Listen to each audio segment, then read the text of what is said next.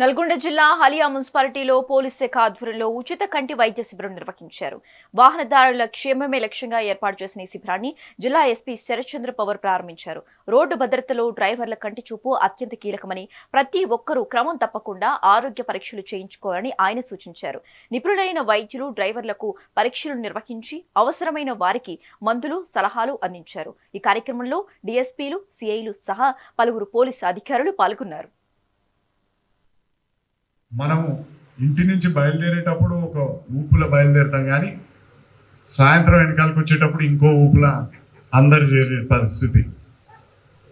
ఈ ఊపుల ఆ కైపుల ఎంతమంది ప్రాణాలు పోతున్నాయి, నడుపుతున్నాయన ప్రాణాలు పోతున్నాయి, రోడ్డు మీద నడుస్తున్న వాళ్ళ ప్రాణాలు పోతున్నాయి, దెబ్బలు తగులుతున్నాయి. ఈ బాధలన్నీ మనం రోజు చూస్తున్నాం. సరే, మీ దగ్గర మీరందరూ ఉన్న వాళ్ళు కొన్ని బాధలు చూస్తుంటే ఎమ్మెల్యేగా నేనున్నా కాబట్టి ఎవరు ఏడబడ్డా, ఎవరికి ఏదైనా రోజు రాత్రి 9 తర్వాత ఎవరు దాన్ని ఎత్తాలంటే ఇవాళ ఎవరికన్నా ఏమైనా నా భయంతో ఫోన్లు ఎత్తాల్సి వస్తున్నారు.